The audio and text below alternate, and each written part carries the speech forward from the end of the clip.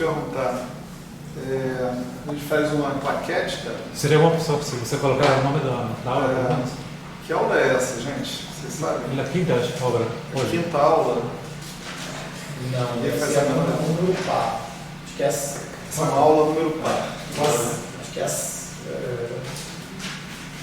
A gente começou e não parou em momento nenhum. Foi, então deve ser a sexta. E tá, sexta aula, que dia hoje? 29?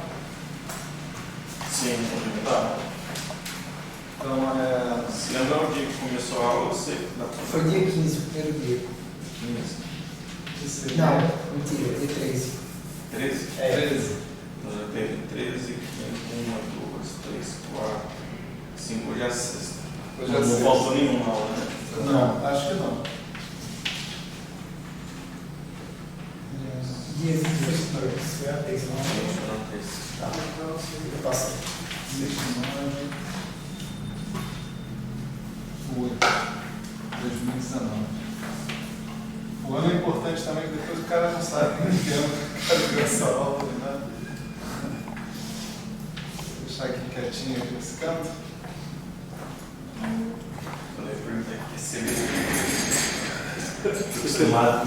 O que é CDQ? Eu perguntava. O que é CDQ? Aqui se fala português, cara, nessa aula. Não tem lucro, tem laço, entendeu? Teoria de calibre. Teoria de calibre, CDQ, EDQ. Bom, a gente nas últimas duas aulas, né, a gente desenvolveu a ideia de propor interações através do princípio de calibre, né? Quer dizer, a gente impor uma simetria local, né, a uma lagrangiana livre, né, uma simetria que essa lagrangiana não tem, e aí a gente é obrigado a modificar a lagrangiana para que essa simetria venha a se realizar, e nesse processo de modificação da lagrangiana aparecem os termos de interação, né? O juiz final dessa coisa toda é a experiência. Se a experiência disser não, não, acabou. Está lindo, maravilhoso, mas não. Entendeu? Então, a gente viu uma tentativa muito bem sucedida, que foi a tentativa do U1, mas essa não valia porque a teoria já estava totalmente constituída muito antes dessa tentativa, né? Isso era apenas uma justificativa a posteriori da eletrodinâmica, né? Depois nós vimos uma tentativa mal sucedida, que é a tentativa do S2 de Young-Mills, que fizeram uma proposta de interação que é uma proposta extremamente interessante, mas não para a fenomenologia das interações entre próton e nêutron, né, como estavam dadas originalmente. E agora vamos ver uma proposta, né, para as interações fortes da maneira como a gente as entende, pelo menos desde o início da década de 70, né, quando essa teoria, desde o final da década de 60, quando apareceu a ideia de quark, né, que a gente já discutiu aqui, né. Então, a ideia de quark apareceu junto com a ideia de um número quântico, né, adicional, que era a cor, né. A gente discutiu também a motivação para a gente colocar esse número quântico na jogada e um pouco a operacionalização disso em termos dos hadrons, né, dos bários e dos mesons, né. A gente tinha descoberto que exigindo esse critério de que os estados físicos, né, os estados, partículas observadas, fossem todas singletos de cor, né, a gente podia explicar todo o espectro hadrônico, né, das chamadas low-lying resonances, né, as ressonâncias mais baixas em momento angular, com L igual a zero, né. Então, de fato, isso foi conseguido, o que mostra que a ideia de quark é uma ideia poderosa que pode ter algo a mais, né? Quer dizer, isso já se sabia no final da década de 60, né? E no início da década de 70, essa ideia que a gente viu na aula passada do Young Mills foi retomada, né, como uma ideia promissora para propor uma teoria para os quarks. Os quarks estavam exatamente nesse estado. Você imaginava que os quarks devessem existir como partículas independentes, mas você não sabia como é que era a interação entre eles. Então, uma proposta sistemática de interação entre eles vem naturalmente inspirada pelo fato da cor ser não observável, né? De você só observar singletos de cor. Daí vem a ideia de você propor que essa simetria SU3, que é uma simetria que em princípio seria global, né? Não violada, mas global, da Lagrangiana livre dos quarks, passasse a ser local, né? E a gente visse as consequências disso em termos de interação, né? Então, para começar, vamos procurar escrever a Lagrangiana dos quarks, tá certo? Um quark, em princípio, é um objeto, né, que tem 3 índices. Né? Vou colocar todos os índices dos quarks aqui, né? A gente tem um índice A grande, né, que é um índice de sabor, né?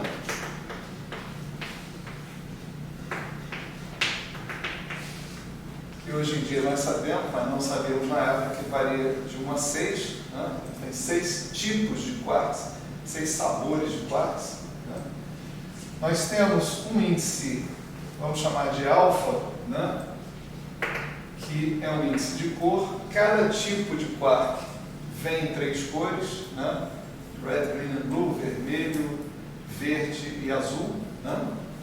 Ou 1, 2, 3, né, que é mais fácil. E se a gente quiser, vamos colocar aqui um índice I, né, a mais, que é um índice que indica a natureza espinorial de cada um desses objetos, indica que eles são férmions, né? Spinor e Dirac.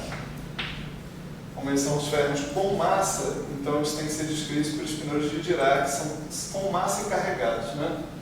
Espinores de Dirac variando de 1 a 4, tá certo? Usualmente a gente tira esse último índice que está aqui, né? Mas, por exemplo, quando você tiver uma coisa como Q barra A alfa, né? Isso aqui quer dizer, né,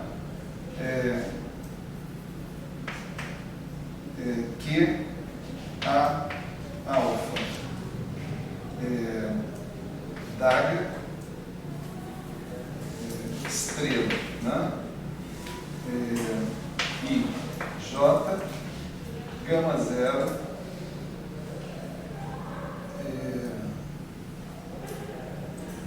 I J não, J gama zero JI, certo? Quer dizer, as matrizes gama estão agindo nesse índice que está aqui.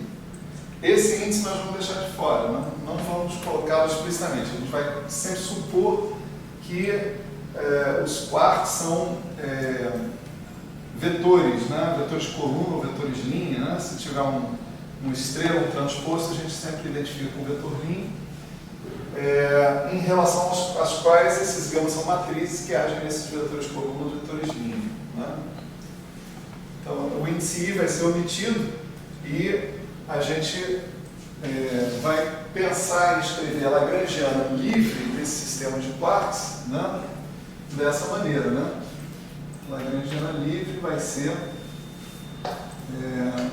vamos lá, Q barra A alfa e gama I DI menos MA Q A alfa. Aqui, em princípio, só para lembrar, nós vamos exprimir explicitamente com o somatório, tá? Por enquanto, só para a gente lembrar essa história. Então, eu estou somando quantas lagrangianas aqui, né?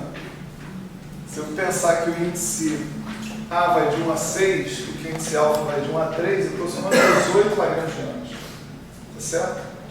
Para cada sabor, 3 cores. São 6 sabores, 18 lagrangianas. E eu observo que não há mistura, né, entre cores diferentes. Né? Nessa lagrangiana aí, tem uma lagrangiana para o vermelho, tem uma lagrangiana para o azul, tem uma lagrangiana para o verde, e essas lagrangianas não misturam vermelho com azul, verde com vermelho, etc. e tal. O que significa que as equações diferenciais que você obtém daí são as equações de Dirac desacopladas, né, para cada um dos espinores, cada um desses quartos que estão aparecendo aí. Esse termo aqui, ó, né, varia com A. Né? Então, se você mudar o sabor, você está mudando o MA. Isso já tira todas as esperanças de que essa lagrangiana possa ser invariante por SO6, por exemplo, né, de sabor. Pela mesma razão que a gente viu lá no SO2. Né? Suponha que você pegue as massas MA e coloque todo mundo assim, M mais um certo delta N, tá certo? Alguma coisa desse tipo. Você vai obter com isso uma lagrangiana, que essa sim é invariante por SO6, mas você vai obter mais termos proporcionais a esses delta N que não são invariantes por SO6 de jeito nenhum. Né? Se você estiver pensando em fazer como é que é isso, cara? Ecopleto? Não, como é que é o nome? Como é que fala isso?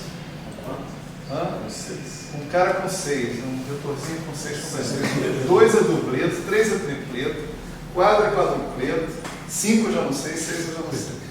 N preto com N igual a 6. Pronto, está resolvido. N preto com N igual a 6. Os filólogos se virariam no túmulo, mas fazer o quê? Né? Enfim, essa lagrangiana não tem chance de ser simétrica, né, por um SO3 de sabor, mas ela é simétrica por um SO3 de cor, tá certo? Quer dizer, se você pegar essa transformação aqui, ó, que é a alfa, né, como sendo exponencial de I, delta A, lambda A sobre 2, isso sendo uma matriz alfa-beta, que é a beta, né? Esse cara é de X, esse cara é de X.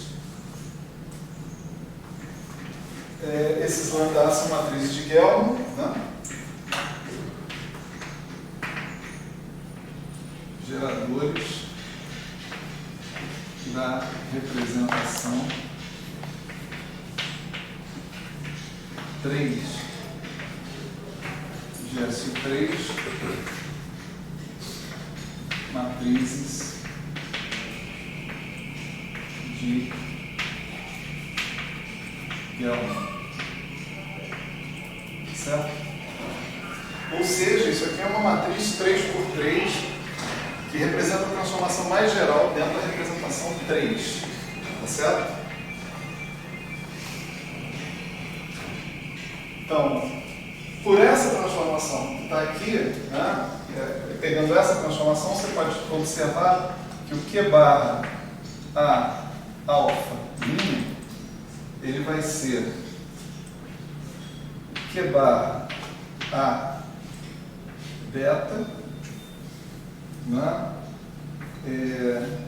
exponencial de menos I, θ A, lambda A sobre 2, beta alfa, certo? Se você chamar esse cara aqui de G, né, G de θ, né, um elemento do SO3, esse aqui será o G menos 1. Né? o que você precisa para calcular o Q barra, né? Você precisa tomar o Dagger, né? Desse camarada. Então, uma estrela, né? Etc. E tal, né? Daí vai aparecer, quando você calcular o Dagger, a gente está tomando que esses lambda, essas matrizes de Gelman, são geradores hermitianos, né? Vocês saberão imediatamente se os geradores estão na convenção de ser hermitianos ou não, porque vai ter I ou não vai ter I, né? O fundamental é que isso aqui seja unitário, né? Então, se esses caras forem hermitianos, para isso aqui ser unitário, ou seja, a inversa ser o conjugado hermitiano, aqui vai precisar ter um I para aparecer isso. Se os caras forem anti-hermitianos, não vai aparecer I nenhum aqui, tá certo? Então, dependendo do lugar que vocês vão estudar isso, é uma convenção diferente. É assim.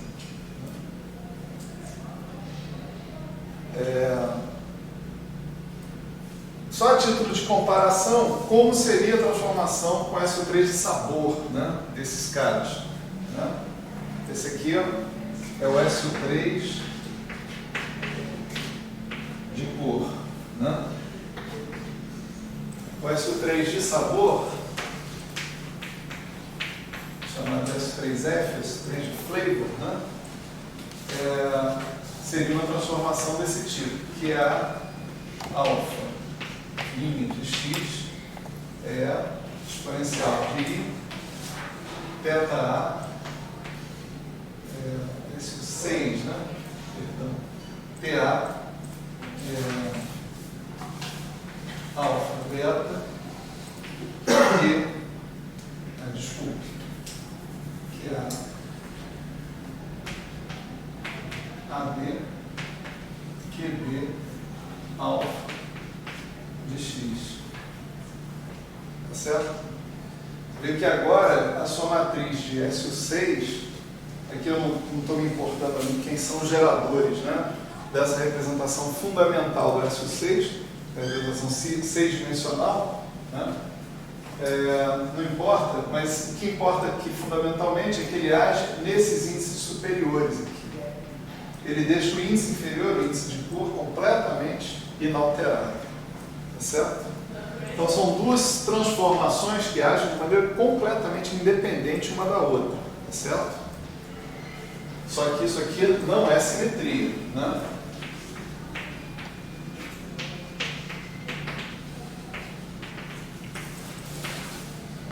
O L0. Esse aqui, desculpem, era o L0. Né? Não é simetria do L0. Né?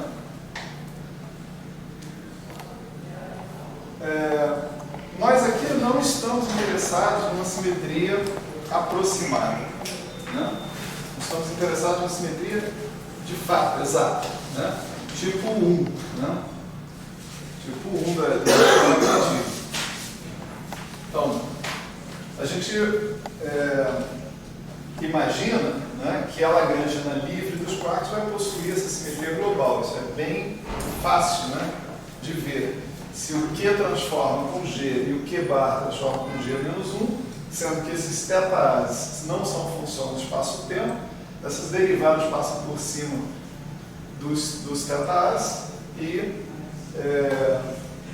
qualquer coisa bilinear em Q barra vai ser invariante em relação ao SO3 de cor. Né?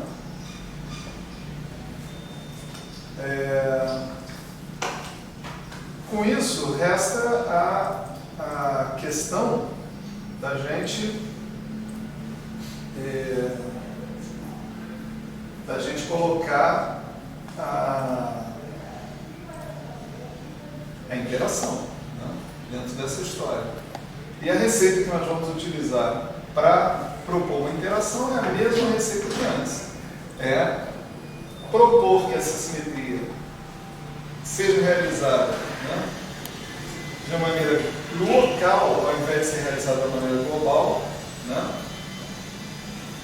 propor modificações bem-sucedidas até agora, né, na derivada covariante, na derivada se tornando a derivada covariante, e vendo aonde que a gente chega com isso, com essas modificações.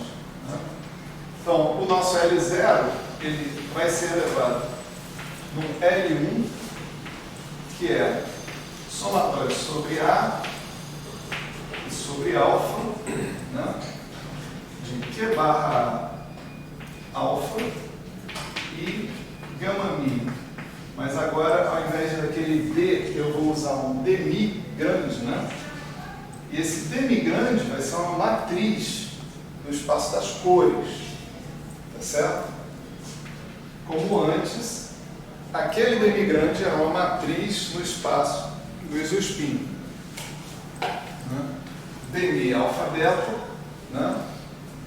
Menos MA delta alfa beta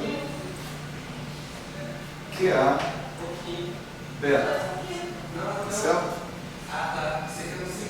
Observa que lá no SO2 a gente não usou esses índices aqui explicitamente. Eu estou colocando esses índices explicitamente porque tem muito índice aqui no meio da história. Né? Então é bom a gente ter uma noção do que está em jogo, quais simetrias que a gente está efetivamente levando em conta, quais que não está, etc. e tal. Né? Então, esse termo aqui não mistura cores, né? Delta alfa beta, como sempre, mas esse termo aqui sim pode misturar cores. Né? Então, esse demi alfa beta, né?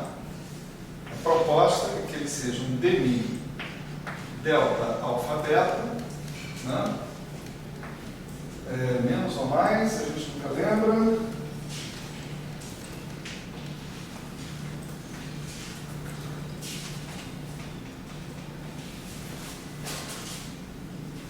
Mais, isso é I, G. Aqui eu vou voltar para a notação AMI, alfa beta de X. Esse AMI, em geral, podemos ser uma matriz que mistura as cores entre si, que atua no espaço das cores também. Tá certo? Segura aí. Legal. Então, o próximo passo, você já sabe, né? Qual é? Né? Eu vou pedir que a derivada covariante, né, de um quark, né, por exemplo, ela se transforme como o próprio quark, se transforma pela transformação de simetria em questão. Né? Então, eu vou pedir isso aqui. Demi alfa beta QA beta tudo linha. Eu vou pedir que seja o G alfa beta, só que agora o G alfa beta de X, né? Demi beta sigma Q sigma A. Certo? Professor? Oi.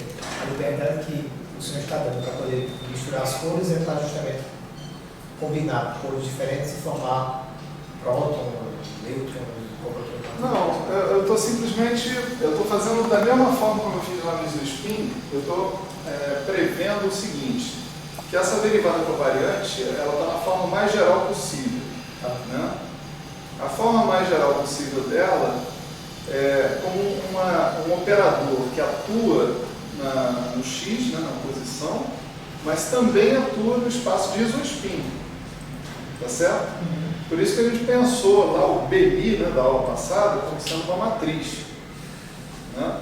Uma matriz 2x2 genérica. A gente não tinha ideia de que tipo de matriz ela fosse. Né? Depois nós chegamos à conclusão que ela devia ser, tinha vários bons argumentos para propor que ele fosse um elemento da álgebra de Lie do grupo. Né? Aqui é a mesma ideia, mesma ideia. Tipo assim, qual é a forma mais geral que essa derivada pode assumir, mantendo o requisito, por exemplo, de linearidade? Né? É um objeto que atua nos índices espaço-temporais, né? A parte do demi está aqui, né? Sem mexer nos índices de cor, mas, por outro lado, pode manter o ponto espaço-temporal e mexer nos índices de cor também. É simplesmente uma possibilidade que está ao nosso alcance. Né?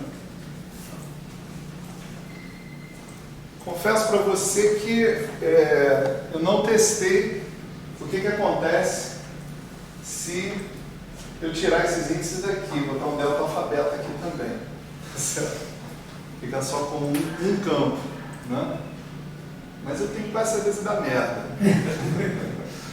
Né? Fica lá, alguém no vídeo vai escutar isso, vai fazer esse teste, né, em algum momento. Tá bom? Vamos ver. Aí, desafio, está lançado aí.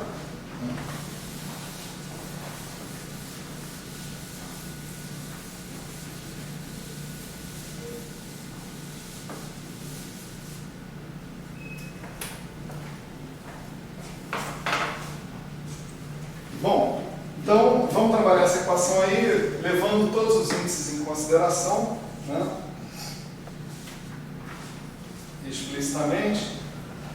Então, a gente vai ter isso aqui, né? Delta alfabeto, dmi, g, delta sigma, qa sigma, que é o primeiro termo desse lado que está aqui, né? Mais IG, a linha mi, alfa, delta,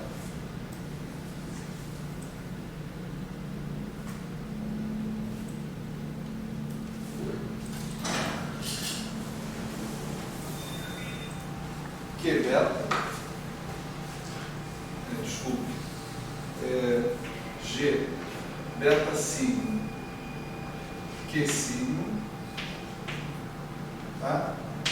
Isso aqui, dando do outro lado, o G alfa beta, delta,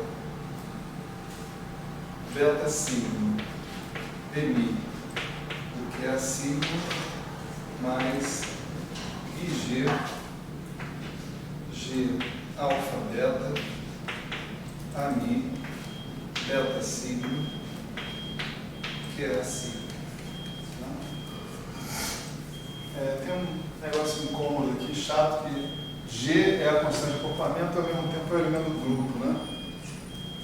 Agora eu lembro porque que aqui eu chamei de ômega. Mas agora é tarde, agora a aula já começou assim. Agora vamos para frente desse jeito. Né? Então, novamente, aqui você vai ter o dmi do G vezes o Q, mais o G vezes o dmi do Q. Né? O G vezes o dmi do Q vai acabar com esse cara que está aqui. Né? E você vai sobrar com o seguinte, né? Delta alfa beta, dmi do G beta sigma, QA sigma, mais IG, a linha mi alfa beta, G beta sigma, QA sigma, isso é igual, esse termo já foi cancelado, né? Cancelou esse com a derivada mi agindo em cima desse, né?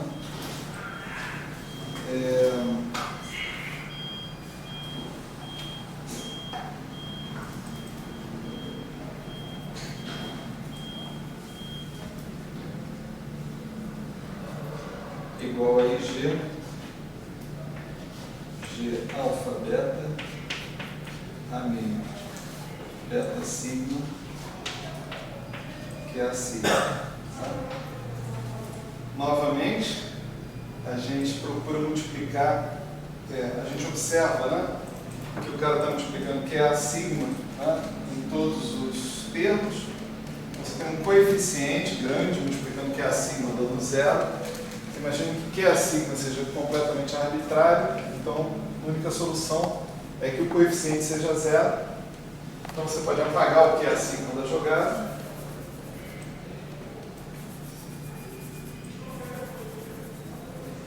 E agora você observa que só sobraram índices de cor nessa história, não tem mais índice de sabor nenhum.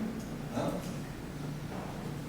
a gente multiplica por G sigma delta a menos 1, tá certo? Então, aqui você multiplica G sigma delta. Melhor assim, G a menos 1 sigma delta, dos dois lados.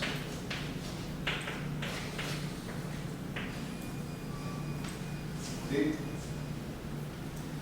E divide por IG. Né? A gente multiplica por aqui e divide por IG.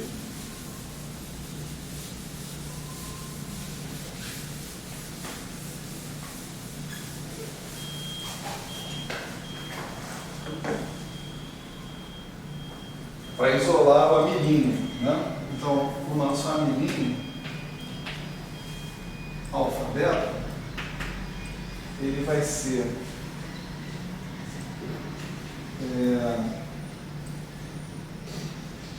melhor assim, né? G beta sigma, G menos 1 sigma delta vai dar um delta beta delta, certo? Então isso aqui vai ser um alfa delta, né? Vai ser G alfa beta ami beta sigma G menos 1 sigma delta menos 1 sobre IG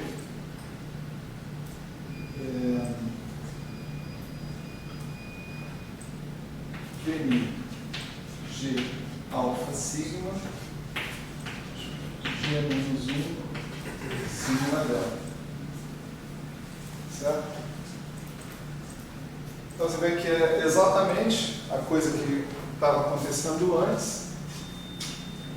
Não tem nenhum índice de sabor associado a essa transformação, porque já na origem isso não estava sendo carregado aqui pelos amis, né?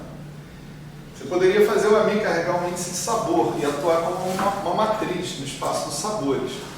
Aí você teria que ter, além dos índices de cor, ter índices de sabor aqui, A, B, grandes. Tá certo? Mas a gente não está interessado em fazer como que se chama de calibramento, gauging, né? Da simetria SO6 de sabor, porque ela não é uma simetria exata, a gente sabe disso. Né? Então, não tem nenhum sentido fazer com que essa simetria, promover essa simetria de global para local. Né? Então, ela não é uma simetria sequer aproximada ao SO6. Né? Beleza, assim, uma vez que a gente entendeu bem o papel, né, da cor aí, dos índices de cor, está na hora de abolir essa indiçarada que está aparecendo por aí, né, e voltar a uma notação mais compacta. Né? Então nós vamos redesignar aqui, né, o nosso DMI como sendo identidade DMI mais IG AMI, né? Transformação aqui, que linha A vai ser G de X, que A. Observe que agora já não estou mais botando nenhum índice de cor na jogada, os índices de cor estão que nem os índices de Dirac, sendo implícitos. Né? A derivada covariante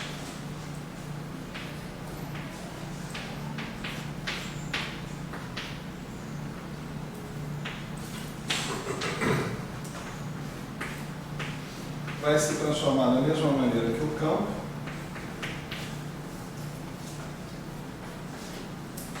que implica que ela se transforma como uma matriz perante o S3 de cor, né? Como antes, e a lei de transformação do AMI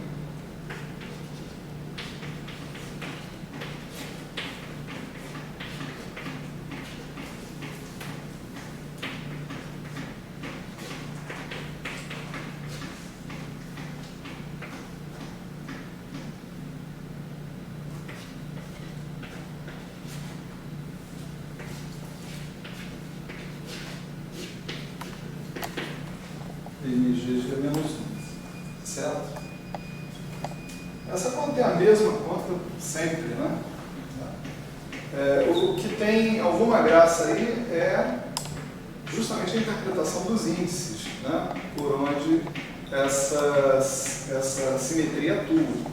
Porque isso aí sim é que tem algum conteúdo físico. Você dizer qual é a simetria da sua teoria, né? E como é que ela está sendo implementada, né? Etc. e tal, né? Bom,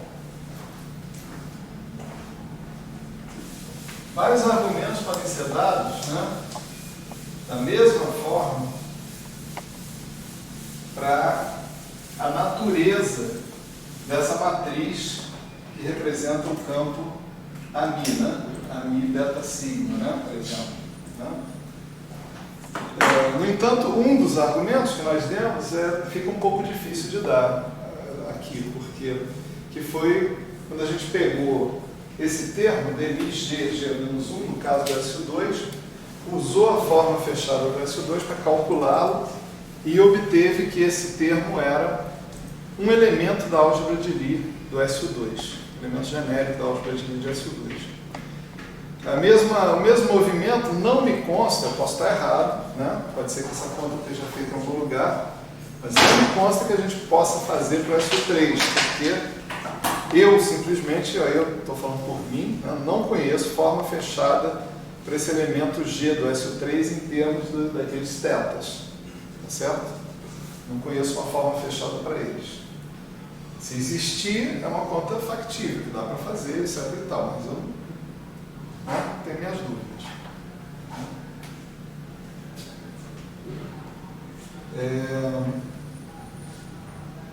De qualquer forma, você pode, por exemplo, né, pegar essa expressão do G, exponencial de I θ A lambda A sobre 2, né, e fazer uma expansão, por exemplo, até segunda ou terceira ordem, né, se você quiser, nesses parâmetros θ. DMIG vezes G menos 1. Né? Se você fizer isso, você vai ver que pelo menos até a segunda ordem dá para mostrar, com algum sacrifício, que o que você obtém é um elemento da álgebra de Lie. Certo? Infelizmente não dá para pensar pelo menos por esse caminho, né? Não dá para pensar numa forma fechada para essa conta. Tá certo? Então, eu não acho que seja um caminho a ser seguido. Mas você pode pensar que, como eu disse antes, DMIG vezes G menos 1 é conhecido como forma de Maurer-Cartan, né? Na teoria de grupos de Lie como variedades diferenciáveis. Né? Quer dizer, quando você tem um grupo matricial, né, uma variedade cujos pontos são matrizes, tá certo? Você pode mostrar que essa forma de Maurer-Cartan é um operador linear, né, um funcional linear no espaço cotangente desse grupo, que toma valores na álgebra de Lie do grupo. Né? Então, ela é sempre um elemento da álgebra de Lie do grupo, mas isso é uma informação que está sendo trazida de fora desse curso para vocês. Certo? Está sendo trazido lá da teoria de grupos de Lie como variedades diferenciáveis. Então, um argumento similar poderia acontecer, porque se você supuser que o AMI é um elemento da álgebra de Lie, G, AMI, G-1 também será um elemento da álgebra de Lie, se transformando pela representação adjunta. Né? Isso é informação de fora dessas aulas, mas não desse curso, porque isso está demonstrado lá na parte de teoria de grupos, né? Naquele curso prévio. Né? Então, isso aqui, se o AMI for um elemento da álgebra de Lie, G, AMI, G-1 também será. E esse cara aqui, com essa informação extra de que ele é um elemento da álgebra de Lie do grupo, coloca você na situação de propor. Não, a AMI tem que ser um elemento da álgebra de Lie do grupo. Certo? Então, a proposta proposta aqui é que o nosso AMI possa ser escrito como AMI-A lambda A sobre 2. Né? Digo. No curso do Felipe, uma proposta de sugestão de argumento, né? Para ver se isso é válido ou não. Fazer aquela mesma manipulação que eu fiz ontem, de passar a derivada de fora para dentro, né? Só trocando o sinal. Aí eu vou ter G, a derivada atuando em G-1. G-1 é um cara do grupo de Lie, né? Ele é exponencial e parâmetro gerador.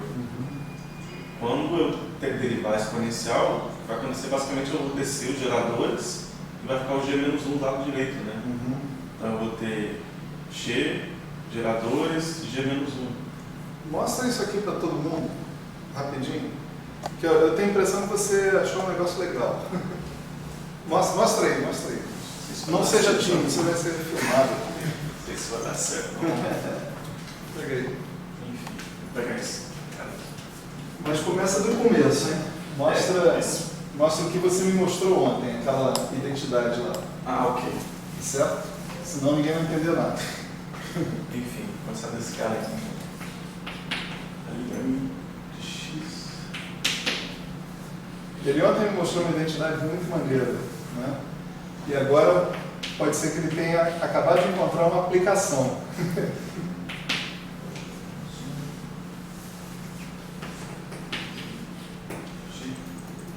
Isso não é malandragem para ficar sentado aqui, entendeu? Embora esteja bem agradável. Mas tudo bem.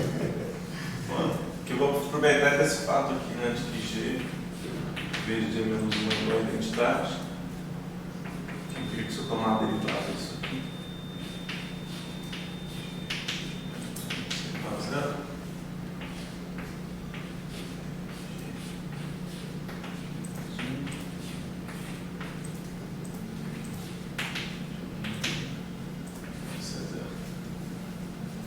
Substituindo aqui, eu posso escrever aqui o A ali, né?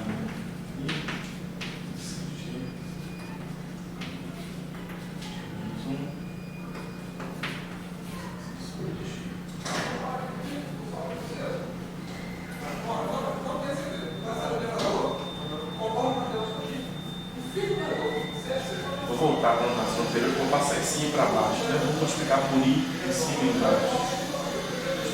Aqui vai ficar I ao quadrado menos 1, escrever um mais. Agora eu coloco 1 sobre. Esse G aqui é a matriz e esse G aqui é a constante, é a cofactor. Eu vou colocar 1 sobre IG em evidência, mas é constante, né? Normal. Não sou vídeo. Tá dando pra ver aqui? Bota o outro G em evidência. Vou fazer as duas coisas ao mesmo tempo, né? Vamos lá. Vou colocar esse G, primeiro G e G menos 1 os elementos do grupo. G, AMI, mais 1 sobre G, G menos 1. Aqui, agora eu vou colocar esse 1 sobre IG. Chama de lambda, né? O G de lambda? Esse Tá. de lambda aí, só para essa conta. Ok, esse cara aqui é a lambda agora. Vai ser 1 sobre I lambda, G. Vou trocar a ordem. Esse cara eu vou colocar primeiro aqui, depois 1 sobre G em evidência, 1 sobre I lambda em evidência. E I. Esse lambda.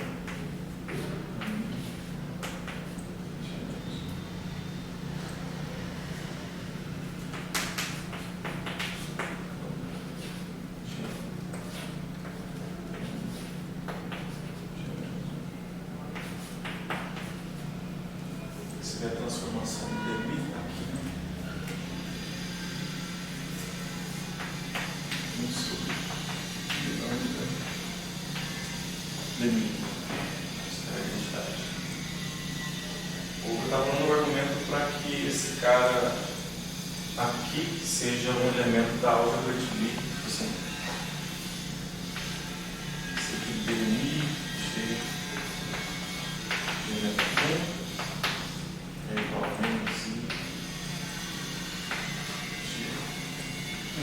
negócio que eu não gostei aí agora.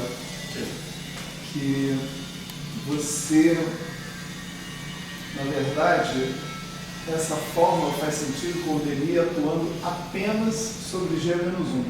Sim. Entende? Ele não está aquilo ali não está significando a mesma coisa quando você fala D'. Entendi. D', o G-1 ainda pressupõe que vem mais alguém em cima de quem o D vai atuar. Entende? Aqui ele está morrendo ali. Aqui, né? É. Aqui, o que eu estava falando é o seguinte, esse cara é exponencial, né? Exponencial de menos i. Até porque lambda agora, nesse lambda e tem outro lambda também. Lambda sobre tudo Pelo isso. menos o outro tem um índice, né? É, aqui. Quando eu derivar isso aqui, essa derivada, mas quando você basicamente vai aparecer a derivada do θ vezes geradores, e a exponencial vai aparecer aqui de novo. Esse é um problema. Porque você não sabe se você pode botar isso na frente ou atrás. Ah, ok, entendi. Essa é a proposta de argumento, não sabia se está certo. Esse é um grande problema, Uhum. né, na verdade, para mexer com isso aí. Porque quando você deriva, né, na verdade, não cai numa forma fechada, tipo exponencial de alguma coisa. Né? Derivada do argumento vezes a exponencial vezes a derivada Isso do faz argumento. para cotobiliano. Ok, já é verdade. Não, mas termina, deixa eu ver até o final, vamos ver. Então, mas aqui a ideia era que quando aparecem os geradores aqui, caso aparecesse, né, eu teria uma conjugação de geradores, conjugação de elementos da álgebra de Lie, que também pertence à álgebra de Lie. Ah, tá. Você pensou... Ah, tá, entendi. A ideia é tipo assim, fazer com que essa derivada faça com que apareça nesse meio aqui. Isso que é a ideia. Elementos da álgebra de Lie. Aí eu vou ter elementos da álgebra de Lie que estão sendo conjugados. Isso também pertence à álgebra de Lie. Mas o interessante é o seguinte, qualquer potência dos geradores que apareçam aí, mesmo que não comutem, né? Mesmo que você não tenha uma forma fechada daquilo ali, né? Tá certo? Mas o que vai acontecer ordem por ordem? Vão aparecer esses geradores, né? Sim.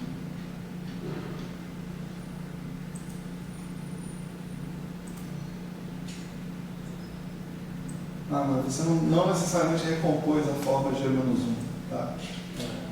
Esse que é o grande problema, entendi. Porque se o que você falou, se o que ele falou tivesse correto, em princípio, a hipótese dele era quando ele deriva exponencial, né, cai em geradores, e aí você tem uma conjugação de geradores, né? Qualquer potência de gerador cair vai ter a mesma conjugação, porque você pode sair inserindo GG-1, né?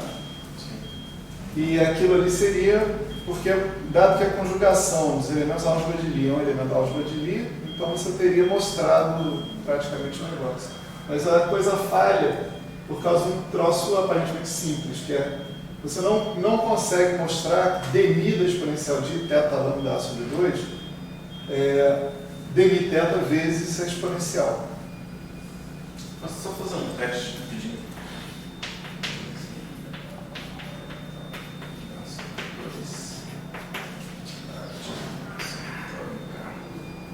Da primeira ordem, tudo bem.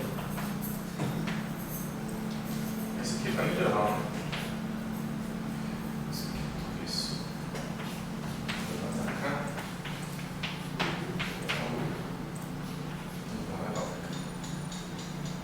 Se eu tomar derivada disso aqui.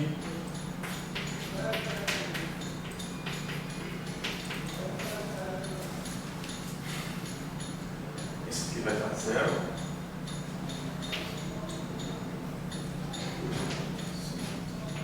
Ainda a partir de 1.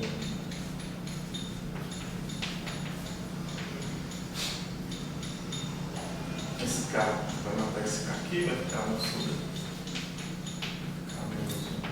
fatorial.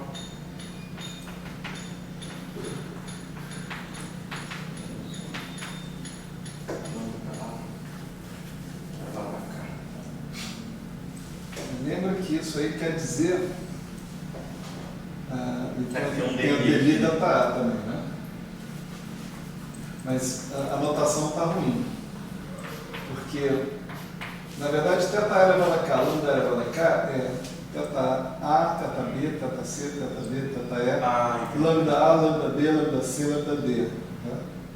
Do jeito que está aí, está parecendo que você só tem termos diagonais, mas você tem todos os termos misturados. Entende? Então, quando você deriva, você vai ter que pegar cada índice, né? Você vai ter dmi θA, aí está faltando θA, tem θB, θC, θD, etc. E tal. Mais θA, falta θB, substituído por dmi θB, etc, etc, etc. Na verdade, a exponencial é uma coisa desse tipo, né? Vira uma merda.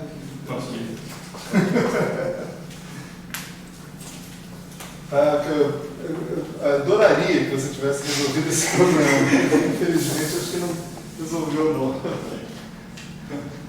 E aqui tem uma dica, né? Que é lá na transformação da derivada covariante, né, quando você fala que dmi é igual a g dmi g menos 1, você está supondo que esse cara aqui pode atuar no f, tá certo? Então aqui você tem alguém pressuposto dessa derivada atuar ainda. Né? Mas nessa fórmula aqui, ele atua só aqui, nesse g menos 1. Está fechado, está faltando um pedaço. Entende?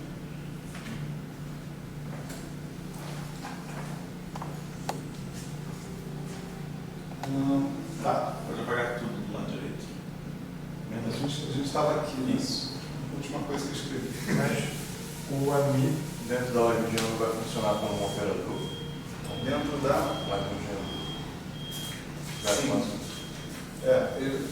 Bom, uma Lagrangiana clássica ele funciona como uma matriz, né?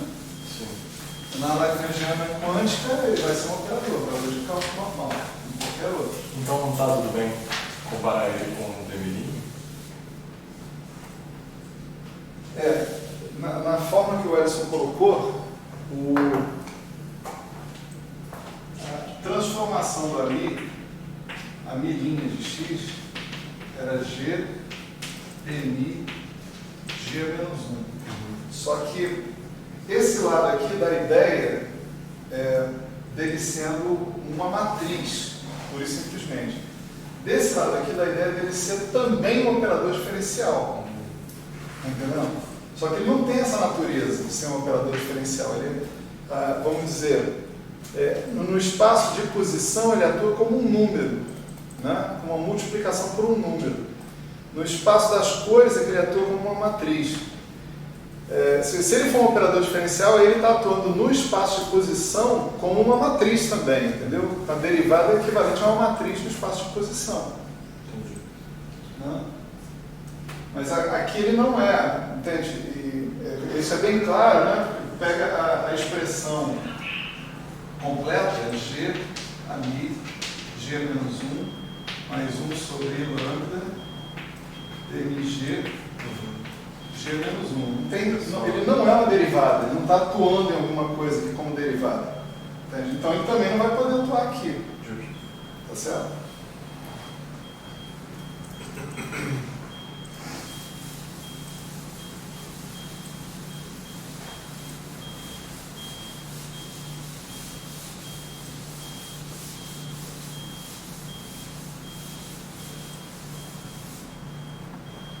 Então, mais uma vez, se a gente agora, né, mantém a coerência e propõe que o AMI seja um elemento da álgebra de Lie do SU3, então, instantaneamente eu tenho uma previsão quanto aos mediadores dessa interação. Né? Eu tenho 8 mediadores, porque esse A que está aqui, né, varia de 1 a 8, porque são 8 geradores do SU3. Tá certo? A álgebra de Lie do SU3 é um espaço vetorial gerado por 8 geradores. Tá? Então, você na verdade tem 8 campos, né, que correspondem a 8 partículas que são chamadas de gluons. Né? Esse índice aqui dos gluons é um índice da representação adjunta. Todo grupo tem uma representação chamada de representação adjunta, que é uma representação que tem a dimensão da álgebra de Lie. Por exemplo, no SO2, a álgebra de Lie tem dimensão 3, você tem 3 geradores. Né? A representação adjunta do SO2 é a representação tridimensional. Tá certo? No SO3, a representação, o SO3 tem 8 geradores e, portanto, a dimensão da representação adjunta é 8. Tá certo? Você tem matrizes 8 por 8. Essa representação 8, se vocês se lembram da animação que eu escrevi aí, vocês podem encontrar como parte, né, de um produto tensorial de uma representação 3 para uma representação 3 estrela. Vocês lembram isso aí quando a gente falou dos métodos, né? A gente precisava de cor, não sei o que, precisava de singleto, né? Então, eu dei essa informação de que o produto tensorial de 3 por 3 estrelas dá 1 mais 8. Isso significa que esse índice A, né, que é o índice que caracteriza os vetores na representação 8-dimensional, ele pode ser composto com um par de índice de cor-anticor. Tá certo? Quer dizer, esses caras dessa representação 8, né, cada um deles, o 1, o 2, o 3, o 4, assim por diante, estão associados a estados que são combinação dos estados mais fundamentais da representação 3 e 3 estrela, associados com cores vermelho anti-azul, verde anti-vermelho, qualquer coisa assim. Né? Então daí você falar que os gluons têm 2 cores, tá certo? Os gluons possuem um índice da representação adjunta, mas a representação adjunta pode ser vista como composta de um produto tensorial, como sendo a redução de um produto tensorial de duas representações fundamentais, do SO3. Essa aqui, os estados bases, são caracterizados por alfa. Esses aqui são por um índice que você muda, né? Chama alfa bar. Né? Esse aqui vai de vermelho, verde, azul. Esse vai anti-vermelho, anti-verde, anti-azul. Só para... Não que tenha nada de cor, né? Mas só para você distinguir. Quando você fala anti-vermelho, você está falando de um índice do 3 estrelas. Né? Anti-verde, anti-azul, essas coisas assim. Então, os gluons podem ser montados como esses caras que estão aqui. Se você fizer a redução dessa representação, aí é coeficiente Clebsch-Gordan também, é a mesma coisa. Né? Quer dizer, não é a mesma coisa, mas pode ser feito. Né? Esse aqui é o lance. Isso porque em alguns livros, principalmente na parte mais fenomenológica, vocês vão encontrar os caras falando de gluons com 2 cores. Né? É a isso que os caras estão se referindo. Né? Maravilha. Aí, a gente, em princípio agora, a gente tem a mesma conta que a gente fez na vez anterior, né? Que é observar que a lagrangiana L1, né, é a lagrangiana L0, né, menos G Q barra A gama mi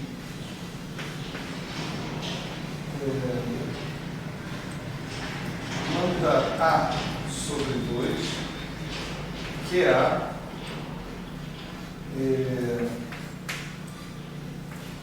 AMI A. O termo de interação que você consegue é um termo de interação desse tipo. Né? Quando você pegar esse MA e botar aqui dentro, nada impede, porque é tudo clássico aqui, né? Você tem a recomposição da tua matriz AMI aqui no meio. Né? Mas já que você sabe que o cara é um elemento da álgebra de Lie, você pode fazer isso e aí você deixa aqui a expressão de uma corrente JMI A, tá certo? Se você quiser, só para não poluir a parte de cima, o andar de cima aqui, você bota o índice A ali embaixo, não faz a menor diferença, né? Tem uma métrica também para subir desse índice, dessas representações, né? Mas essa métrica é ΔB. É a métrica do espaço fibrado? Não, isso aí é nada a ver. Nada a ver, não é exatamente uma métrica, né? É um levantador e abaixador de índice, né? É chamado forma de Killing, né? E não é uma métrica, né? Pelo menos não parece ser uma métrica, mas você pode levantar e abaixar índice com esse cara, tá certo? E como é ΔB também não faz a menor diferença aqui, né? Então, o que você tem aqui são 8 correntes, né?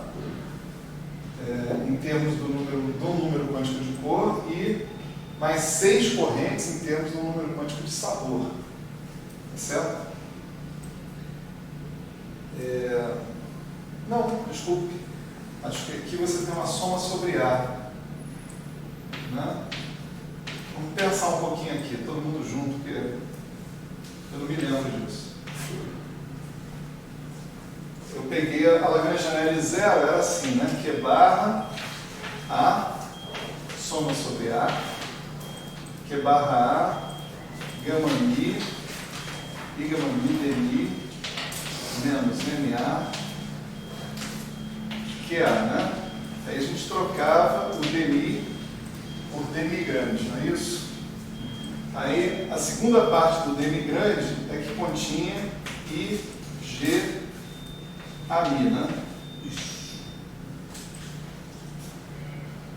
Certo. Então, essa corrente aqui tem que incluir essa soma. Certo? Ela não depende de A, não. Eu fui eu que estava errado. Tá? Você vai ter 8 correntes, uma para cada campo de calibre que você tem, tá certo? Que envolvem a soma sobre todos os sabores desses pares. Tá?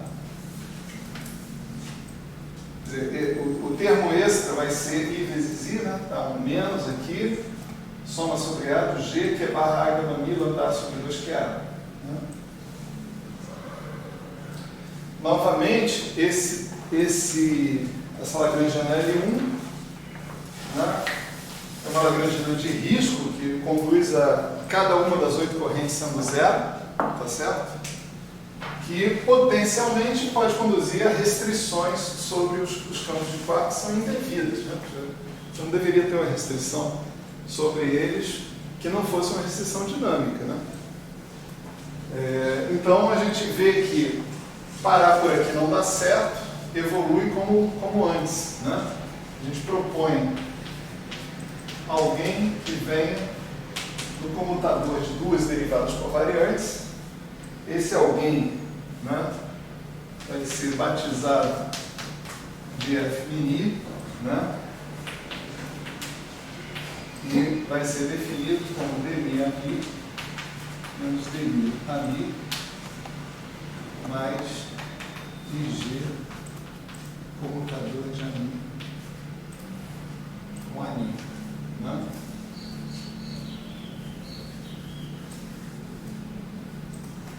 Esse cara, esse F mini, né, também é um elemento da álgebra de Lie, como a gente viu no SU2, mesma coisa.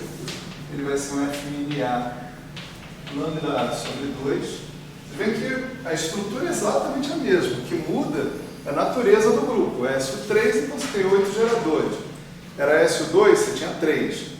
No caso do SU2, você está numa representação fundamental, então seus geradores são uma matriz 2x2. Aqui, você está na representação fundamental do SU3, seus geradores são matriz 3x3. Né? Mas a estrutura de tudo é exatamente idêntica. Né? F mini lambda A sobre 2, aí você tem que esse F mini A também está bem definido, como sendo dmi a mi A menos dmi a mi A menos G FABC AMB AMC, né? O F, como antes, né? Matriz mesmo, né? F' mi, ele transforma como G F' G menos 1, né? De modo que esse objeto que está aqui, o traço de F', né? É invariante de calibre. Certo? Esse traço de F' pode ser escrito, né, como F'A, F'B, traço de lambda A sobre 2, lambda B sobre 2. Isso aqui foi o que eu chamei de forma de Killing, tá certo? Agora mesmo. Lembra? Exatamente isso aqui. Isso aqui é usado para levantar e abaixar métricas, né, e tal, índices, né, na representação em questão. E no caso do S2, ou muito me engano, ou isso daqui valia 1/2 de ΔB, tá certo? De modo que o cara aqui vira 1/2 de F'A. Aí a jogada é você trocar o seu L1 por L, que é o L1 anterior, né, menos 1/2 do traço de F'I. Certo?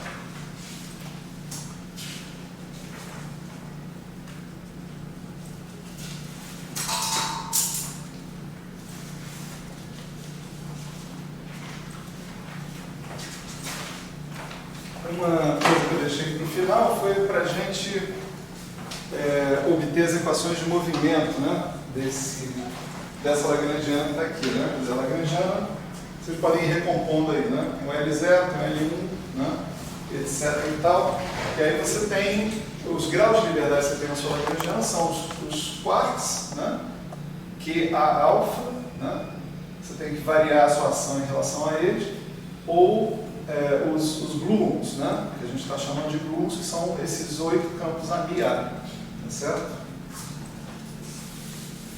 Então, é um exercício, acho que eu vou passar uma lista para vocês, para execução voluntária, claro.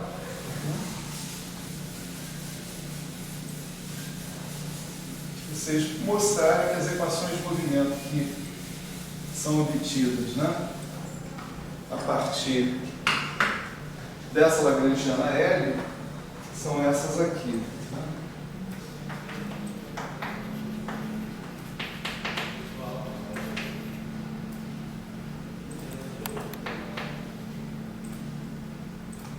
São I, gama min, D min. Vamos voltar aqui com os índices alfa beta. Menos DA, delta alfa beta. Que é x é igual a 0. Essas são as equações para os quarks. Né? E as equações para os gluons são com esse D fresco aqui. Já eu explico quem é. D AB, F' B de x é igual a G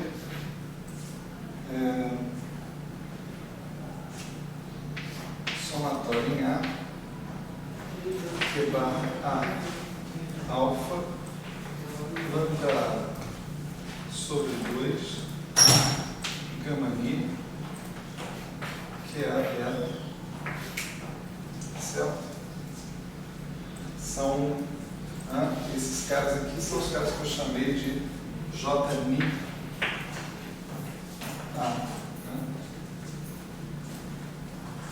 São generalizações das equações de Maxwell, né, na verdade, né? Só que esse D fresco aqui é o que a gente conhece como a derivada covariante na representação adjunta. Ela é uma matriz 8 por 8, né? delta AB dmi mais G F CAD ABC. É como se você tivesse aqui, ó, FCAB é sempre uma representação dos geradores na representação adjunta. Esse aqui, você pega o gerador TC, ele tem índices AB, tá? Na representação adjunta.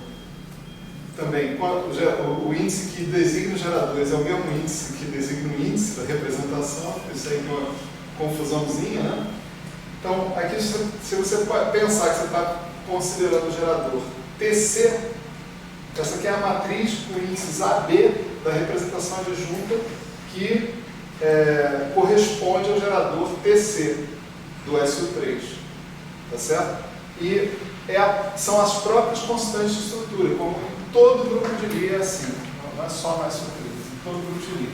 Se vocês fizerem a mesma conta das equações de movimento lá para o SU2, vocês vão encontrar os epsilon ABC ali, que são as constantes de estrutura do SU2 na representação, né? Que representam os geradores na representação adjunta do SU2 também.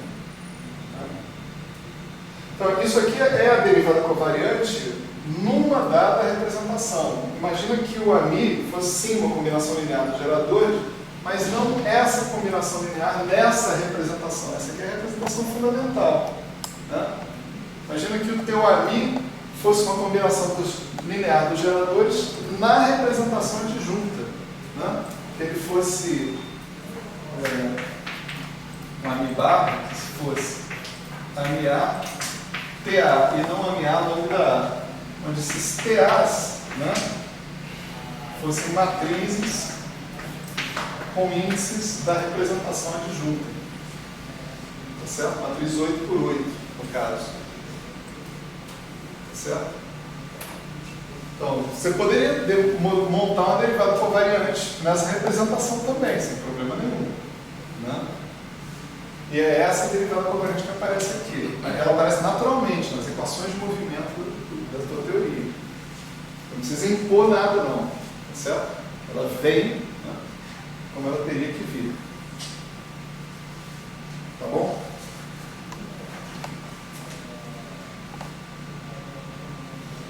Bom, isso mais ou menos é o que eu tinha a dizer sobre a questão da construção do que eu chamo de Lagrangiana clássica, né, da CDQ, né, cromodinâmica quântica, certo? CD era enquanto a gente não estava sendo filmado, agora a gente está sendo filmado e a gente tem que falar CDQ, certo? Não podemos falar mais loop, só falamos de laço, etc. Esse nosso presidente fica orgulhoso da gente, né? Ele vai gostar em inglês, né? Ele vai gostar em inglês, ele gosta. Então fala francês, né? Melhor ainda. Ele vai gostar mais ainda. Nem sei como é que é em francês. Como é que seria em francês? Cromodinâmica quantique? Sim. Uma boa pergunta. Será que é cromo também? Vou fazer na próxima aula. Traz aí, bota Tarefa de casa. Bota no Google Translate. Bom, a gente fecha então essa parte, né? E agora a gente vai principiar uma parte de revisão, né? Na verdade, né? Para tentar mais ou menos homogeneizar. Essa revisão, como eu disse para vocês, não vai ser uma coisa aprofundada, né? Vai ser mais ou menos uma ideia. Talvez a gente passe uma aula ou duas, né?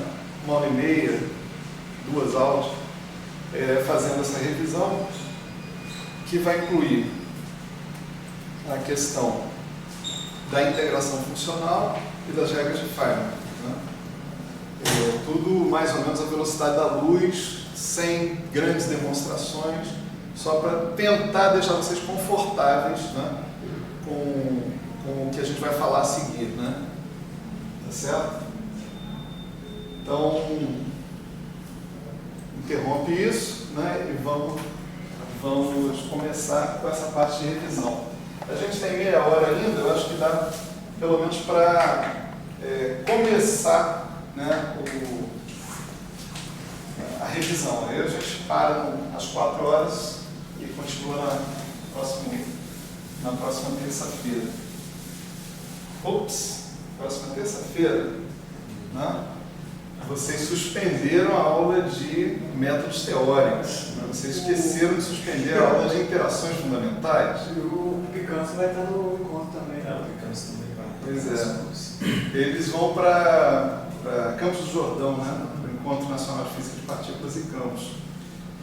Então eu tenho a impressão que a gente vai ter que suspender a aula da semana que vem. Tá certo? As duas, então. De métodos teóricos, mas métodos teóricos você não está fazendo. Não. Então. Mas vai nas duas. As duas da semana. São duas. Que dia que vocês voltam de lá? É a semana toda. A semana toda. Então são as duas. Você para por uma semana. Né? Bom, vamos andar aqui até onde der. Essa semana, aí todo mundo congela o negócio. Se der, dá uma olhada lá no Professor Global, né? Para, né, suprir as lacunas, né? Que a gente certamente vão ter muitas lacunas aqui.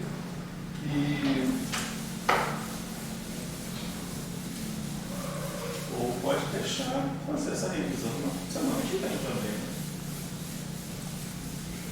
Depende. Aí se vocês acharem que tudo bem, Você também já viu isso. eu continuo com o negócio, não tem problema.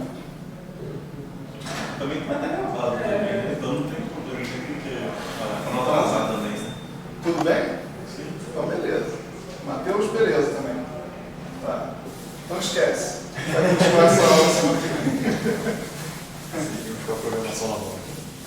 Segue a programação normal.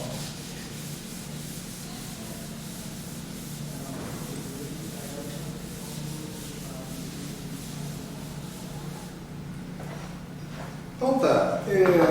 A gente vai trabalhar aqui com o campo mais básico possível, o campo escalar, tá certo?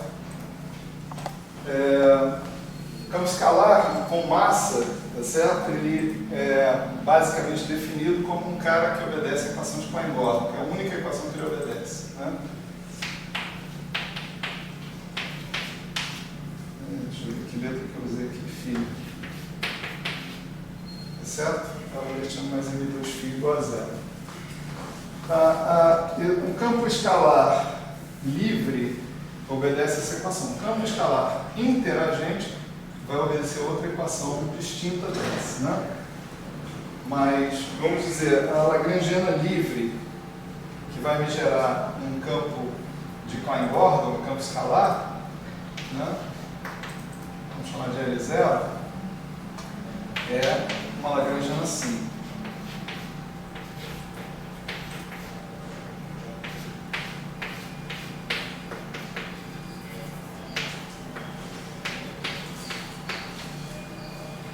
Certo?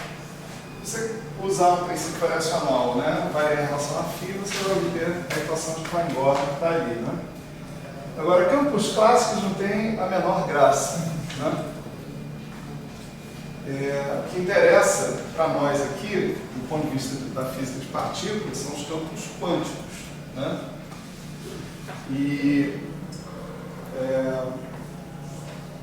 Mais ainda, os campos quânticos interagentes, tá certo? Então, nós vamos procurar colocar mais um termo mais simples possível de interação que a gente pode imaginar é esse daí. Interação tem que ser maior do que quadrático, né? Tem que ser alguma coisa maior que quadrático. Todas as coisas quadráticas vão resultar em equações lineares. Equações lineares não são associadas a situações com interação. A interação é associada com equações não lineares, né? E se você botar uma coisa cúbica aqui, por exemplo, a próxima coisa que nós vamos fazer vai ser calcular uma hamiltoniana e a gente vai verificar que a nossa hamiltoniana não é limitada inferiormente, tá certo? Ela não é positivo definida, né, em função de φ. Então isso vai implicar que ela não é limitada inferiormente. Então, essa lagrangiana agora já não pode mais ser chamada de L0, uma lagrangiana, né, interagente, normal, e ela vai produzir uma equação de movimento que vai envolver aqui lambda sobre 3 fatorial de 3. Né? Qual o sinal disso daí? Mais ou menos, não me lembro mais.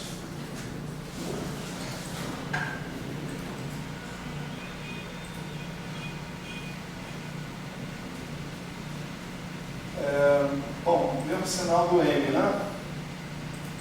Tá certo? Aqui eu tenho M2φ, desse lado eu deveria ter mais lambda sobre 3 fatorial φ. Né? Então, desse lado aqui, eu posso escrever isso aqui. Né?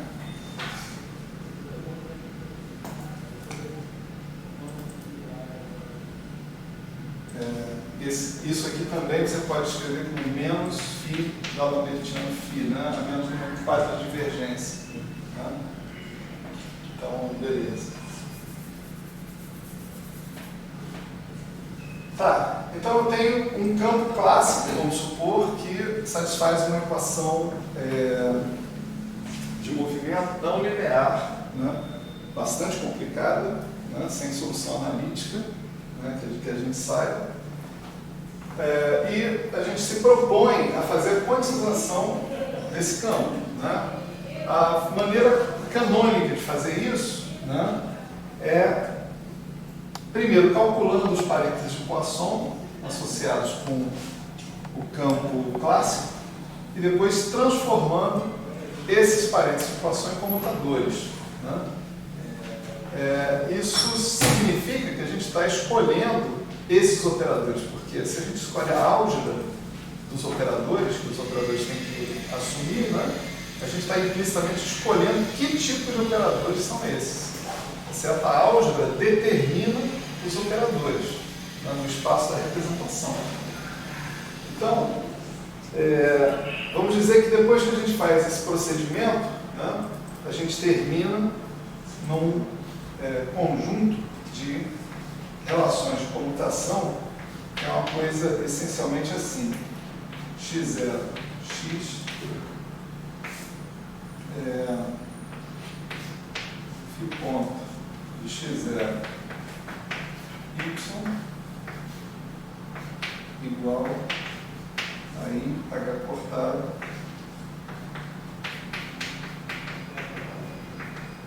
delta 3 de x menos y.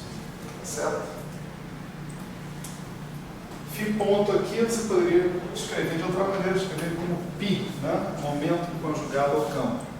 Aí depende do ângulo que você queira trabalhar. Se você está trabalhando no formalismo newtoniano, com certeza vai escrever π. Né? Mas se você está olhando para o φ apenas como um repositório de operadores de criação e aniquilação, então escrever φ ponto dá na mesma. Né? Não tem muito problema.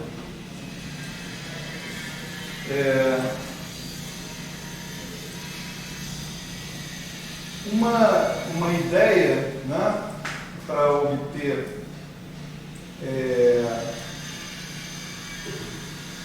o espaço de Hilbert associado pelo menos com o campo livre, né, o campo sem a inclusão desse termo lagrangiano, né, seria você, e aí se você não tem essa inclusão, você tem que o campo satisfaz a equação de Klein-Gordon linear, sem problema nenhum, e como a equação de Klein-Gordon é uma equação de linear, você poderia resolvê-la com combinações lineares de exponencial de IPx e exponencial de menos IPx. Os coeficientes dessa combinação linear, né, são operadores, já que você está interessado, né, em operadores. Né? Quer dizer, desculpa, deixa eu colocar as coisas com mais calma. Né?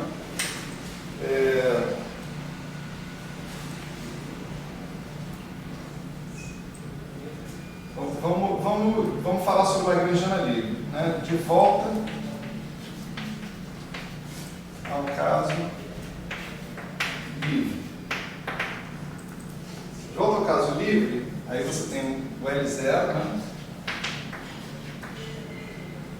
E você define π de x, t, como sendo L0, B, φ ponto de xt, e define a tua newtoniana como sendo a integral de 3x de π de xt, φ ponto de xt menos L0. Esse aqui é o seu newtoniano H0, certo? Isso que está escrito aqui é uma densidade de newtoniano. As relações de comutação que você vai impor são as mesmas relações de comutação que você tinha ali. Observe que aqui você está falando das coisas em tempos iguais, né? Fazer isso, né, encontrar um newtoniano como esse, etc. e tal, é fazer o que a gente chama de quantização canônica, né? Você trata um sistema de campos como um sistema de coordenadas generalizadas infinitamente, continuamente indexadas, tá certo? E segue por analogia com o tratamento que você faz com um sistema de vários graus de liberdade, né? Aqui, se você pegar o seu campo φ de xt, né? Vamos chamar ele agora de φ de x, simplesmente, né? Você pode expandir esse cara como 1 sobre 2π elevado a 3 meios, integral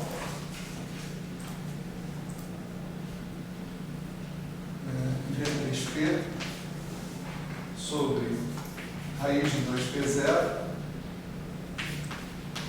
a de p exponencial de menos dx mais h de p exponencial de dx. Isso que está aqui é a solução da equação de Klein-Gordon, né? Lembrando que esse P0 é a raiz quadrada de P2 mais M2. Aqui está aparecendo um produto quadridimensional de P com X que inclui esse P0. Então, esse quadrivetor P que está aparecendo aqui satisfaz P2 igual a M2. Tá certo? Todos os P's que estão ali são tais P2 igual a M2. Né? Então, isso aqui é a solução, né, da equação de Klein-Gordon, obviamente. Isso como operador mesmo. Então, esses caras vão ser operadores.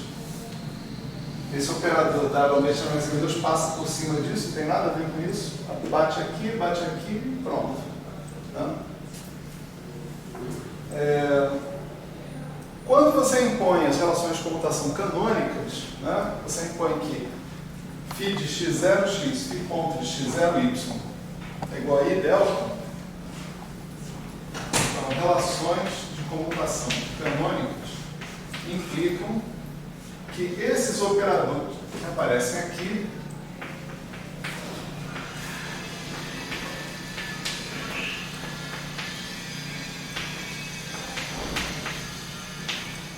têm que satisfazer relações de comutação de operadores de criação e aniquilação. Tá certo? Então, nesse sentido, você pode falar que essas relações de computação são uma espécie de condição de contorno para a solução operatorial da equação de Klein-Gordon. Tá certo? Tá ok? Quer dizer, depois que você impõe que o comutador de φ com φ ponto é IH cortada, H cortada é 1, cara. H cortada faz o lindo dele. Né? Depois você impõe que aquilo ali é I delta, tá certo? E usa essa proposta de solução que você tem aqui, você chega aqui A de P, comutador com adaga de P, é delta de P menos P'. Atenção, porque essa é uma convenção weinbergiana, tá certo? Usualmente, aqui os caras não põem esse raiz de 2P0, põem só 2P0, certo? Isso implica que você vai ter um raiz de 2P0 aqui na frente. Algumas coisas vão mudar, tá certo? Estou falando do que vocês vão encontrar nos livros por aí. Né? Que eu saiba, acho que o único livro que usa raiz de 2P0 é o Weinberg. O resto ninguém usa. E agora vocês entendem por quê. Se ele usar o raiz de 2P0 aqui embaixo, fazendo as contas, aqui vai ficar bem simples. A gente tem uma opção de vender. Essas equações, a equação de Klein-Gordon, vista como uma equação para um campo quântico, ela corresponde às equações de Heisenberg. Tá certo? As equações de Heisenberg são assim, né? Phi chapéu ponto